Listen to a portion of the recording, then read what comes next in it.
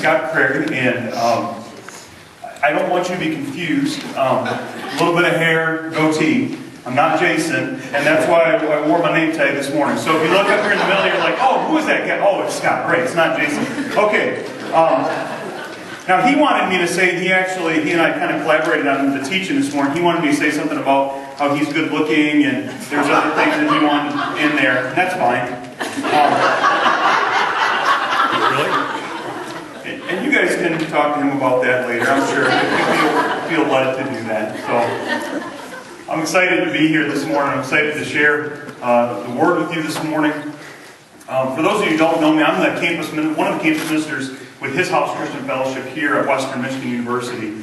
And my wife and I have a long history with this church. We began attending this church back in 2002. My wife actually for a few more years than I. I came to know the Lord through His house at Western Michigan University.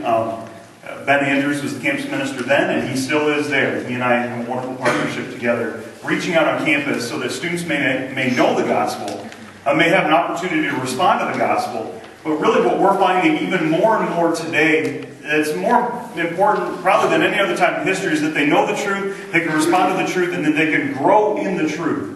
Oftentimes we lead somebody to the cross and we say, here's Jesus. They say yes, and we say, go on and live your life.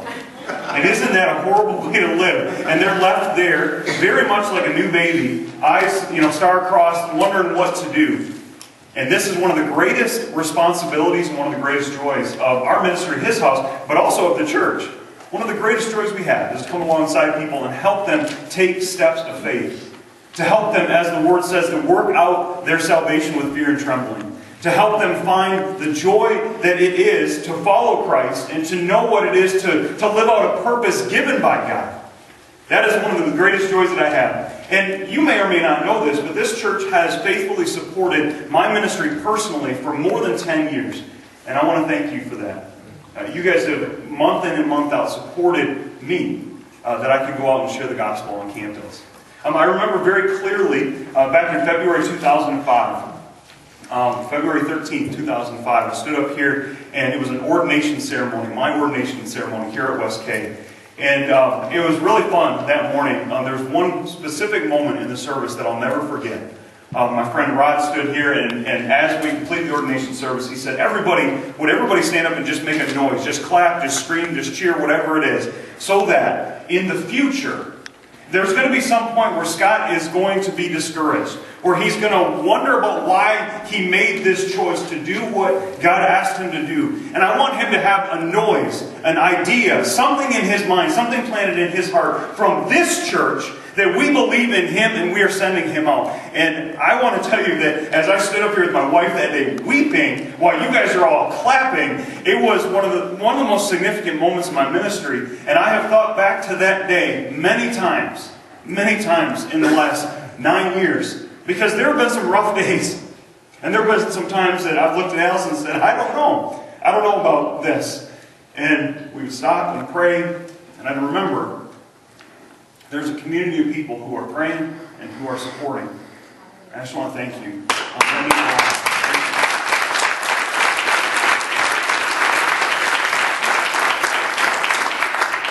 You never know the impact you'll have on somebody's life. You really don't. And that is one of the greatest things that we can talk about today, and really it leads well into our message today. You see, we've been going through this series about why church. And today, I echo what Nick said.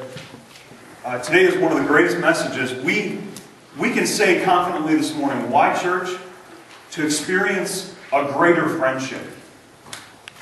To experience a greater friendship. Americans love their independence, don't we?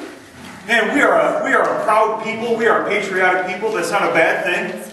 Today, as we look forward to Memorial Day, and Nick said it earlier, and I echo once. Man, I echo with you a lot. Echo good. That's good. So, thank you to all the men and women who have served our country. And that's not a small thing. And here, if I could be so bold as to say, I don't really think it matters where you fall in politically, whether you agree with our military actions or not right now as a country. There are men and women who are putting their lives on the line so that we can be here worshiping God today. So that means when you see a veteran, you thank them, okay? Like, don't look over them. We were in Chick-fil-A recently down in Ohio, and there was a group of men that came in dressed in their marine greens and went over and talked to them, said thank you for your service. And one of the guys, the first thing he said was, thank you for coming over and saying something. It means the world to us knowing that there's at least one more person out there who supports us. And I thought, boy, that said a lot in that statement. It wasn't just supports our actions, supports everything that the country's doing, supports every action and every edict that comes down from the presidency. No, supports us. And there's a young man in a uniform who's doing something that God did not call me to do. And that's pretty powerful. We love our independence. This nation was founded on the Declaration of Independence. We dream of being financially independent. You look throughout almost any infomercial, basically the idea is we want you to be independent in this thing so you can do this thing so that your life will be more free from burdens, so that you can be free from having to worry about, it's interesting because it's subtle and sometimes we miss it. We want you to be free from the burden of having to depend on other people. It's really subtle. But we see that everywhere in our world. In our world, we've been taught that happiness is the result of being independent. And if I'm independent in every way, I'll be happier. And yet we have had really no more unhappy people in the history of the world than we do right now. Why? Because independence is not the answer. Over half of Americans confess to have no significant friendships. And one of the most telling statistics is men over the age of 35. Recently a poll went out and they asked men over the age of 35, do you have at least one significant friend? And less than a third of men said, yeah, I have one guy that I would consider a buddy. As strong and as true as a brother. That is heartbreaking. It's heartbreaking. We're so dependent on ourselves that we're missing the greater picture. If you look at Facebook, you'll see that many people have hundreds of friends. This morning I checked my Facebook page. I have 1,570 friends. What? And you guys could rightly ask the question, so Scott, you talk to every 1,570 of those every month, don't you? You send them an individual message every month, make sure, check in with them? No, I don't. A lot of those are acquaintances, students that I've met throughout the ministry, students that I've met at retreats and conferences. Many of us fall into that same category. We have hundreds of friends, and yet we're still lonely. You know, there's a big difference between knowing somebody and knowing somebody. See, I can go on to your Facebook page, I can learn all kinds of details about you, your birthday, what your favorite color is, what your favorite band is, what books you like to read. I can learn what you are pinning on Pinterest, the things that you're interested in. But Facebook becomes a unique tool where we present this idea of who we are in our individuality, in our independence. Look at me, and my goodness, we lose the community, we lose the heart. You see, I can know a lot of things about you, but it doesn't mean that I know you. I saw this picture recently, so I don't know if we have it. Isn't it funny that we can go to almost any restaurant in America these days and you can see two people on a date, and either they're on their cell phones, not looking at each other, or they're on their devices, and they're sitting across the table from each other.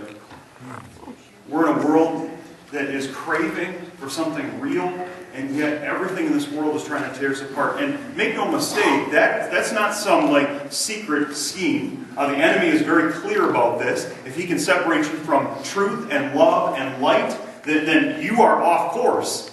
And one of the greatest sources of truth and love and light is found here in God's church. So it's amazing to us that, how did I get so lonely? How did I get so unhappy? The thing about happiness is, it comes from being interdependent. Happiness comes from community. Happiness comes from a place where we are working on something and we are striving towards something together. Many of you will recognize this song.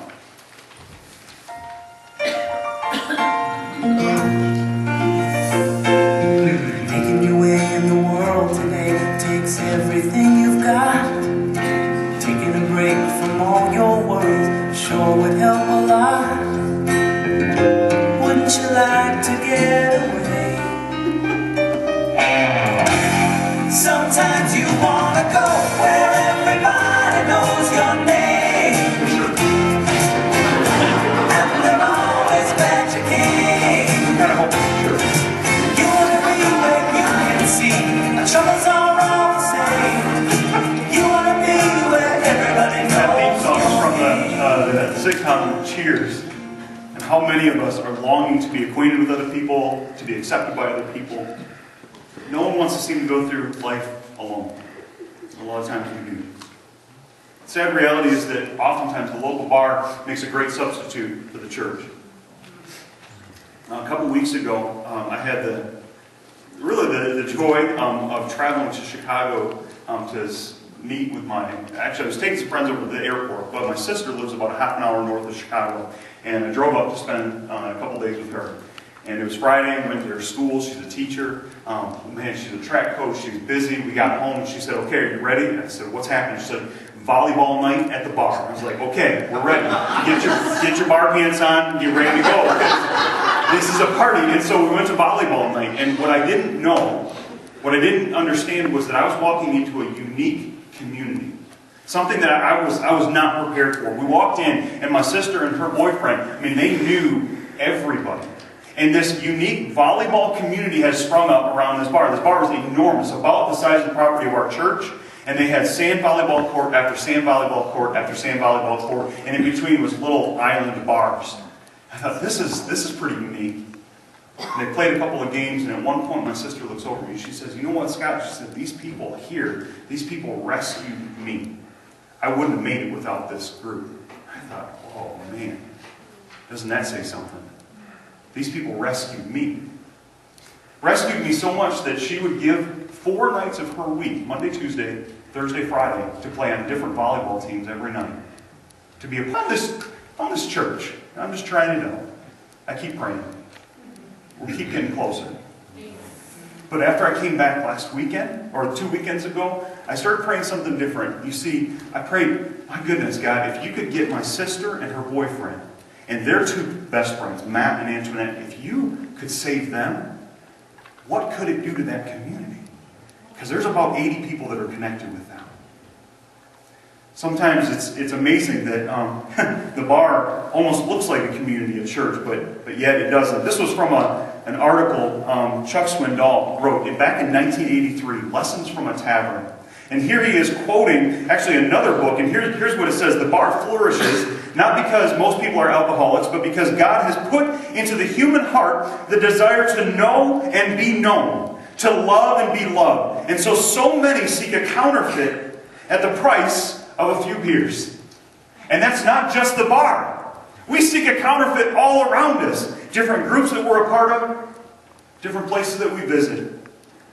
And yet oftentimes, and I mean, before you you come up after, you say, Scott, I completely disagree with that. You can't say the bar is like the church. Okay. I want you to think about just a couple of unique situations. That maybe somebody would feel uncomfortable walking in here, but walking to a friend at a bar. A woman discovers her husband is a practicing homosexual. Where in the church can she find help when she's secure with this secret? Like the secret is holding her in bondage. A mate talks about separation and divorce. Who do you tell? Your daughter's pregnant. She's run away for the 3rd time. She's no longer listening to you. Who do you tell? You lost your job and it was your fault. You blew it and there's shame mixed with unemployment. Who do you tell? Financially you are unwise and you're in deep trouble. Or a man's wife is an alcoholic or something horrible has happened. You found out you have a horrible disease and only a few weeks to live. Who do you tell? Now, one of the things that I count very grateful is this community does a good job of sharing needs. Often we're praying right from here. Jason or Nick leading in prayer about needs that are going on in our community. Right here in our family. And yet it does cause me to wonder how much is going on behind the surface that we still don't feel comfortable sharing. And it breaks my heart. Because this is the place that God designed for you to find true friendship. Amen. Right here. In Romans 12:5 it says, since we are all one body in Christ, we belong to each other and each of us needs all the others. I want you to turn to the person next to you and say, you need me.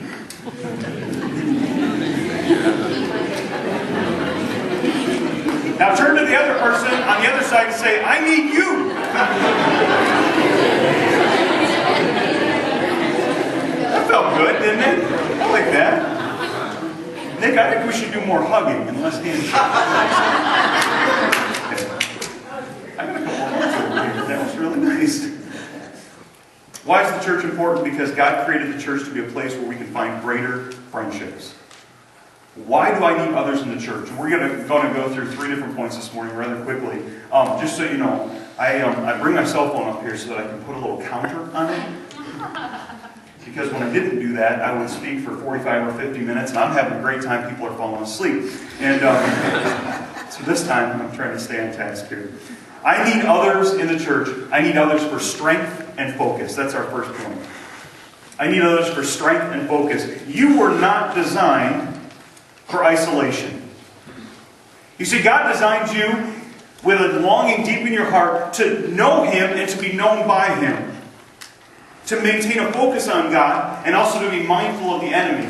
It's amazing that He designed each one of us in that way, but He designed it in a way that when we are together, we work better than we do alone. You see, I can maintain my focus better on God together, and I can maintain an awareness of what the enemy is doing together as a group, better than just on my own.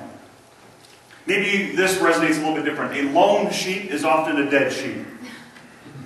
Apex predators will always go for the weaker animal, and you see the devil is no different. 1 Peter 5:8 reminds us, be sober-minded, be watchful. Your adversary, the devil, prowls around like a roaring lion, seeking someone to devour. I think about this question with so many nature programs out there. Do you often see a lion run into a herd of elephants? No. He knows better. Into a herd of elephants? Are you kidding me? He's going to get stomped on. That's what that is. He's going to get stomped on. But would a lion run into a herd of gazelle or a herd of zebra? Yeah, often he does. Tries to pick off the weaker ones, the ones that are not paying attention, the ones that are sick, the ones that are on their own. Now, we are very much like sheep, yet often we are very impressed with our own size, aren't we? Our confidence far outweighs our ability. Yet we have the greatest power in the universe protecting us. We have the great shepherd. John 10, verses 11 and 14 said this. Jesus says, I am the good shepherd. Good shepherd lays down his life for the sheep. Verse 14 says, I am the good shepherd. I know my own, and my own know me. And Jesus gives us a unique strength and focus in this place, unlike any other in the world. If you search through the New Testament, you'll discover just how much the early Christians did together. They met together, prayed together, shared material things with one another. They ate together, planned and strategized together. They worked together, they stood together when under attack. If we were to look at a very popular, and very well-known place in Scripture, it's Acts chapter 2, verses 42 through 44. I'm going to just read this. This comes out of the ESV. Acts chapter 2, this is really the formation of the early church. And they, the church, devoted themselves to the apostles' teaching, to the fellowship, to the breaking of bread, and the prayers.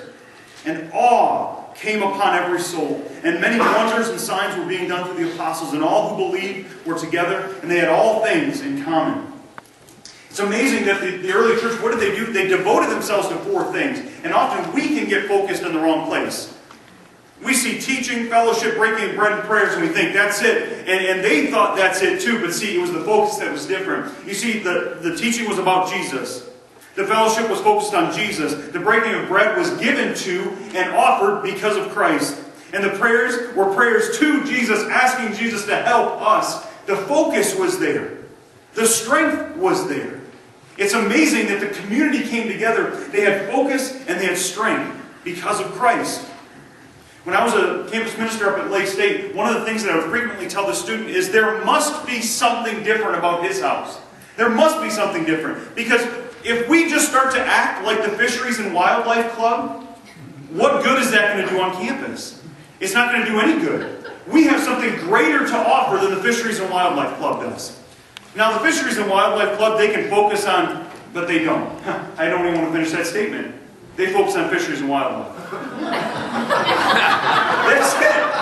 I mean, maybe there's 1 or 2 in there that are thinking, who made the fish? But that's not the prevailing idea. the Fisheries and Wildlife Club, fraternities and sororities, professional groups. Let's maybe bring it home a little bit more here. Fantasy Football League, the Jane Austen Book Club, volleyball night at the local bar, the local tavern, softball teams, model airplane club, the Elks Club, or the Moose Lodge. If we're not careful, we begin to look like those groups instead of what God designed us to be, a place of strength and focus because of Him. Each one of these places has teaching, fellowship, eating, words to recite, special things to do, orders of ceremony, but they are not the church. And that's not bagging on them. That's just saying, listen, sometimes we are trying to find fellowship there, and we're trying to find community there, and we walk away going, man, I just don't feel changed the same, loved in the same way. Yeah, because Jesus isn't the focus. He's not the focus. We have such a unique opportunity to live life together in this place, to find focus and strength. Jesus Christ never intended for any of His followers to follow Him in isolation from other believers. In other words, you were not created to be a Christian alone. Wherever it's possible, Christ intends for all of us to be in this together. God made us to need each other. He designed us for togetherness. It's one of the biggest reasons we need the church. Okay, picture for a moment your belly button. If you need to look down, go ahead, that's fine. I bet you never thought you'd hear that in church. That's kind of fun, huh? Our navel is a constant reminder that we were connected to somebody before we were born, and that we are still in need of that connection. I wonder if God let us keep our belly buttons for that reason. Oh, I need somebody. Yep, you do. Just saying. Is it any wonder why our world, especially our country, has figured out that one of the worst forms of punishment is solitary confinement? I mean,